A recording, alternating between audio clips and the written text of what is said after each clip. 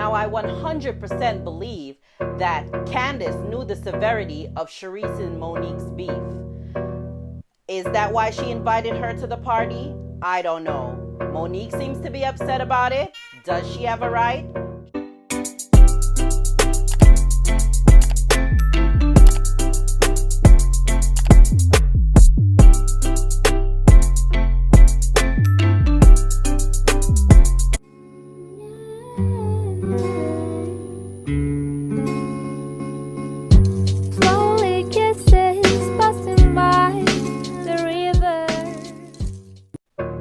Hi guys, welcome back to my channel. Hey bitch. Hope you like it here. If you do, please remember to like, comment, share, and subscribe. And while you're at it, hit that bell for post notifications. Also, remember to follow me on Instagram and Twitter at Toya's2cents. Now let's get into this episode of The Real Housewives of Potomac. So we're back where we left off last week, with Candace telling everyone to shut the Candace still doesn't want to deal, and she's not wrong for not wanting the smoke. But baby, when Bravo came through with that package and the receipts, I want to see the receipts of how Candace has been treating Miss Ashley, everyone is begging for an apology. We also come back with more passive aggression from Miss Monique towards Miss Candace, because she is still big mad about the word on the street that she's been tootsie rolling around Potomac with her trainer. Now for this, I only have two things to say. One, kudos to you, Miss Candace, for not tearing up at the table. We know how you like to slide in a good cry every episode, but it's way too early in this one to start. You feel me? Secondly, Monique, you're giving me very much guilty tea with the way you're handling this whole situation. You are really big mad. Not that you don't have reason to be mad if this is not true, but the way you're acting seems pretty guilty.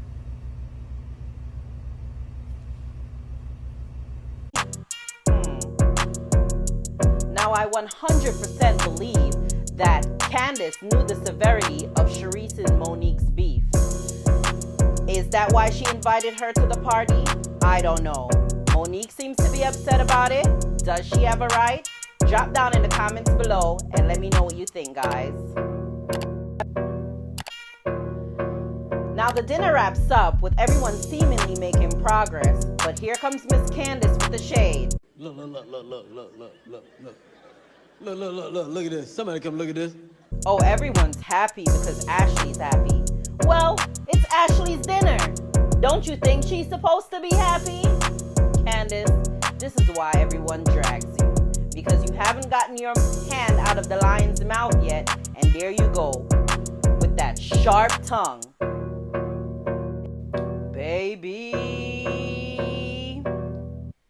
can some of you subscribers let me know what Monique did to piss off Bravo? Monique, what you did to them people at Bravo? What you did to them people at Bravo? They coming for you, child. Run!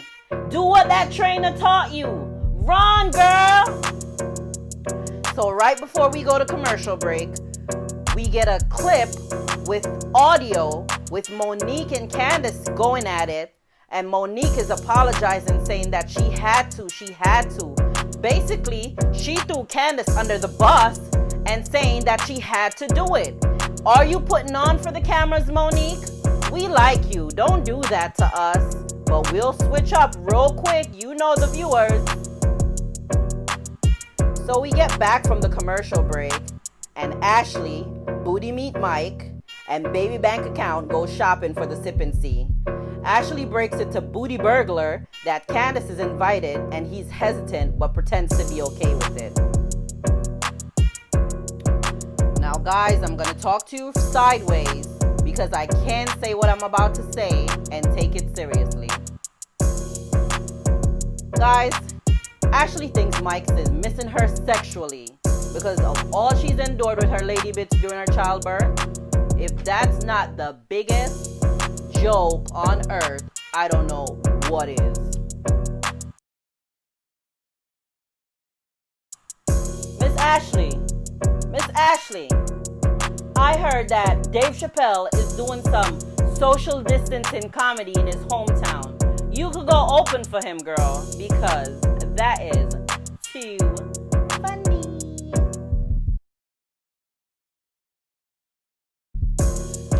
So we move on to Giselle and her tired house she's working on. Nobody's, putting down the fact that you have a home, but it's giving me Chateau Sheree tease. You remember how long it took Sheree to finish her chateau?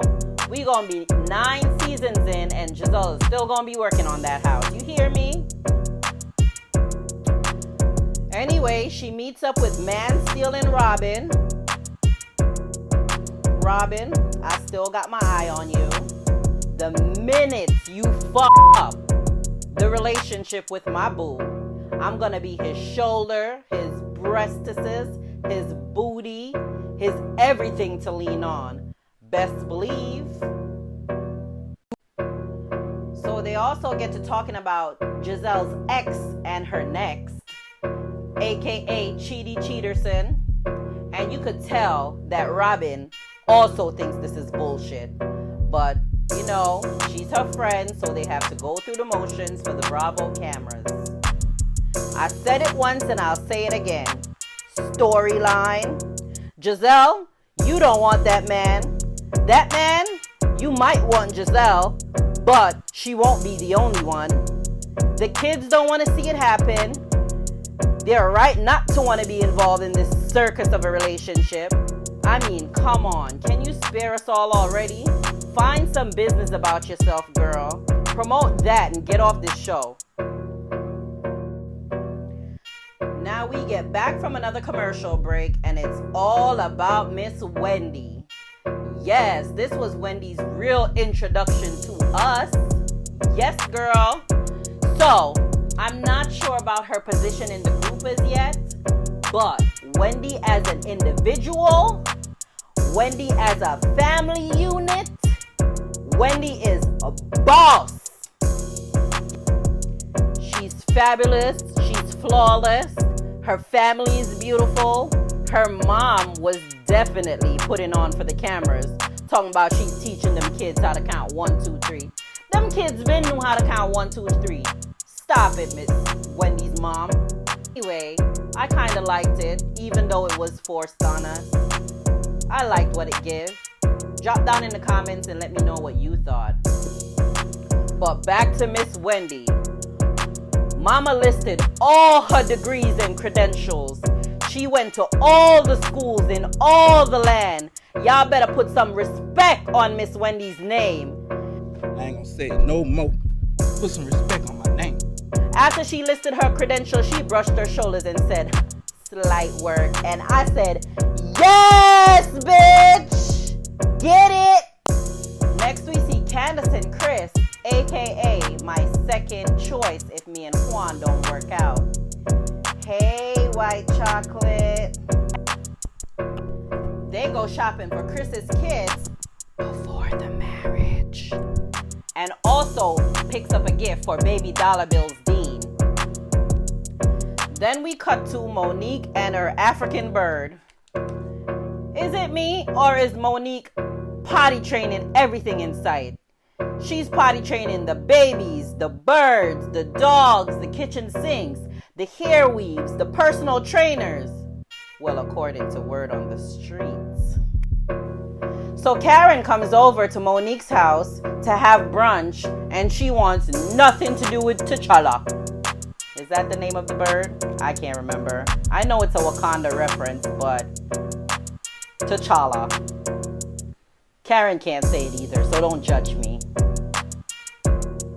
While Karen and Monique discuss the dinner at brunch, Candace and Chris are simultaneously discussing the same thing while shopping for the kids.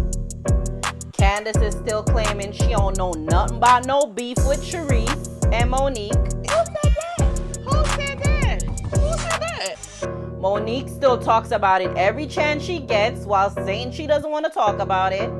Candace says Monique isn't a friend. In fact, she's a flip-flopper. And she could have reasons behind it, since it seems Bravo released some shady shit Monique did right before the last commercial break. So we get back from another break and we see a few clips of Robin talking to my stepkids, Karen acting booked and busy, Wendy being booked and busy, and I love seeing her practicing her commentary with her daughter while getting ready. That was sweet to see. Teach him how to be a boss straight out the womb, girl. You ain't wrong. You ain't wrong for that. Now this was the most uncomfortable part for me. Giselle, come here. Come here. Come close to the camera. Stop making us so uncomfortable. We don't like it. I will say this though. Chidi Cheaterson gifting his daughters that restaurant was a very big move. But because he's Chidi Cheaterson, I have to have some questions. I'm side-eyeing you. Did you give these kids this restaurant because you want to hide some of your money from the rest of your baby mamas? Just asking for a friend. On a side note, the eldest daughter, she was not impressed. She really wanted something tangible to take home. So, Giselle, if you want them to be happy on camera, they are bribable. Just slip them $100 every time Bravo cameras come around. They'll fall in line until they don't.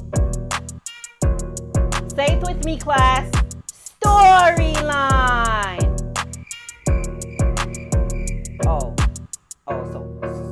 So it's just me? I'm the only one that thinks that? Drop down in the comments if you think this is a storyline. So we get back from another break and we're at the Sip and See. Ashley discusses the rules of handling baby Warbucks with Booty Bandit Mike before everyone walks in.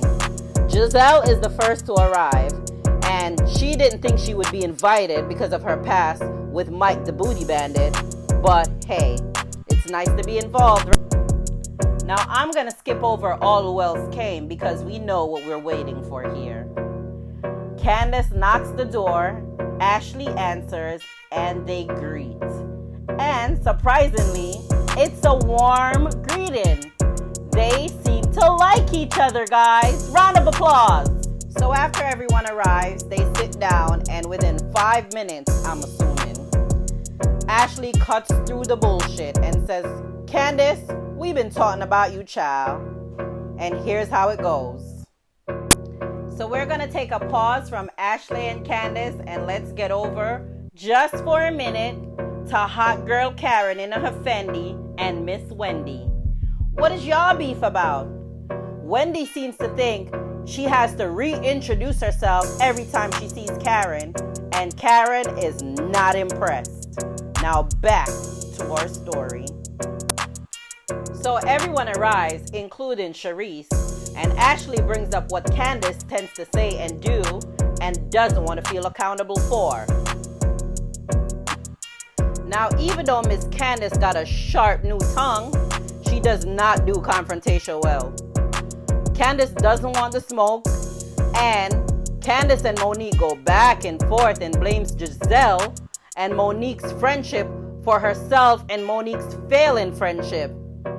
But baby, when Mama said, when is Baby Dean gonna look more like you? I lost it. When I tell you I ran around this apartment like I was training for the World Cup. Is it a World Cup? I think that's soccer. I'm not sure, but I was training for something. Anyway, Wendy and Karen go check on Candace unsuccessfully as she leaves. They return to the group where pretty much everyone drags Candace. Giselle calls her a 30-year-old, 14-year-old. Hot Girl Karen defends Candace. You know Karen don't Giselle too much since that t-shirt incident. Lawyer watchers know what I mean. Meanwhile, back inside, Giselle, Messy Boots Giselle. Word on the streets, Giselle brings up the Charisse and Monique elephant in the room. Monique was out of there so fast, baby. Clearly, Charisse wants that champagne glass back. Clearly, she wants to be in the Potomac cast again. Go ahead, get it how you can, Charisse. We go back outside, and Ashley is comforting Candace, and rightly so. Candace says, I can't believe you're out here with your lactated breast comforting me. And that was sweet. Ashley is giving me a whole new person. She's giving me a mature tea. I like this Ashley. Who knew it took having a baby, to set you straight? They leave the conversation, saying they'll talk again. But Miss Monique, something tells me you will never be ready to have this conversation. You keep putting it off. But it was the right thing to do at this moment because Ashley was missing her own party to comfort you. So we'll bench it. See you guys next week.